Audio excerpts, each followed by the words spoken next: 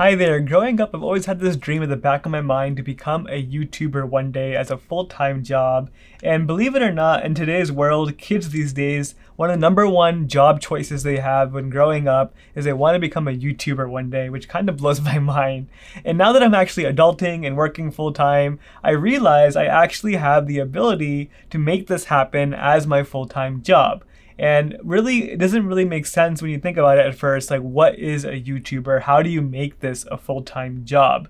And in this video, what I want to do is kind of explain what it means to be a full-time YouTuber. How do you actually practically make this a full-time job? So again, this video will be a bit different than usual. I want to explain my strategy and how I'm planning to become a full-time YouTuber. I'm going to divide this video up in 3 different sections. The first one will be talking about how to get started on YouTube. This is a phase I just recently completed, so I'm very familiar with it. Phase 2, which I'll be talking about, is how to grow on YouTube. That's what I'm doing right now, so a lot to talk about there. And then phase 3 is where I hope I'll get to very soon, is how to live off of YouTube. Let's jump into the video. Now, when it comes to starting on YouTube, there's 2 ways you can do this. If you have a lot of money, you can go down that route. And the way you do that is you invest your money in outsourcing all of the production for YouTube. You get a video editor, you get someone to help with production, you don't need to learn all those skills, you just get someone else to do it for you, and you focus strictly on the content. If you have the money, you can build a team and make some very high quality YouTube videos and just start right off the bat killing it with your YouTube content.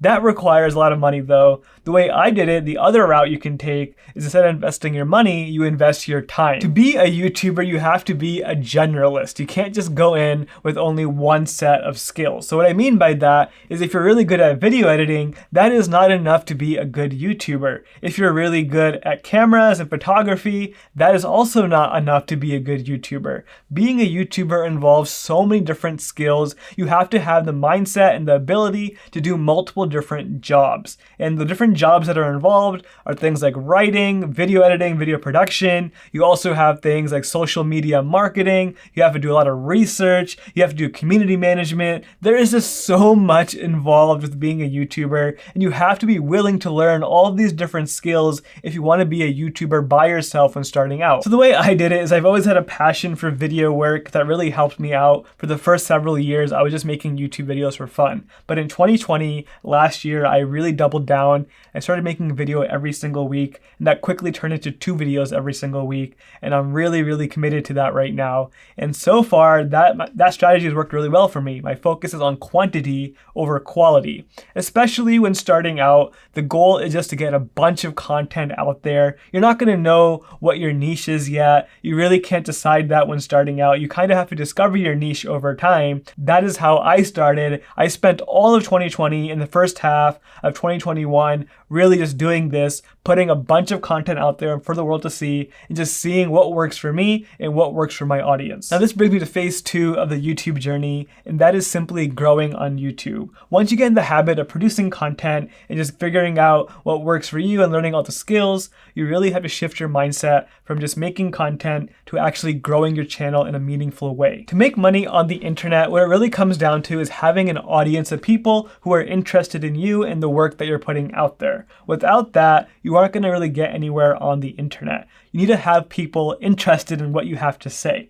And that is the hard part of building a YouTube channel. And I know it really sounds like something that people hate doing, myself included. I struggled with this for a long time, but really what it comes down to is finding your niche. And when I found my niche of Kindles and reading and e-readers and things like that, my YouTube channel really took off. You can look at my metrics and you can look at my video views. The beginning of 2021, my views were very low because I was still making content about random topics. I stuck with it, but it wasn't until I doubled down on Kindle content where my channel really took off. And now I am seeing growth like I've never seen before. Now, finding your niche really isn't about finding it, it's about discovering it. You can't just choose your niche niche one day, especially if you're a multi-passionate person. That's why it took me a year and a half to figure out what my niche was. But I eventually did get it through trial and error. And when I got my Kindle content out there, my views really started to take off. All my metrics really went up after that.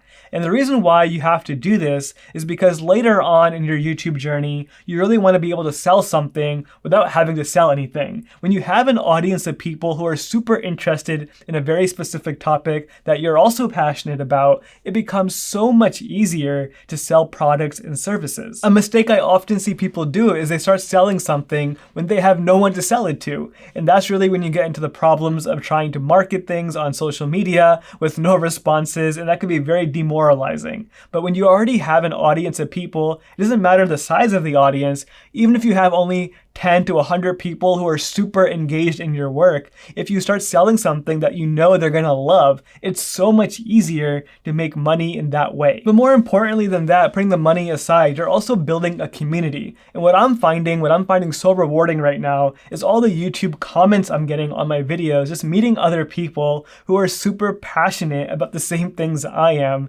And that is something that money just can't give you. When you have a community of people who are actually interested in what you have to say and the work that you're putting out there, that is a reward that you just can't compare to. Yes, being able to make money off of YouTube down the road is really, really cool. But when you have people interested in what you have to say, that is a feeling that you just can't get anywhere else. Now, this brings me to the final phase of the YouTube journey where I hope I will be in the very near future. And this is how to live off of YouTube. My plan is to make an educational content business. I want to have educational products, whether they're courses or actual classes that I host, whatever it might be. I haven't decided yet where that will take me, but I definitely want to be teaching people things. I love teaching, I love helping people, and that is a route that I want to take. And once I have an audience of people who are interested in my work and I know what their interests are, I will build educational content that they will find useful and that I hope they will eventually buy, and I could hopefully make a living off of that. When it comes to YouTube, I also do make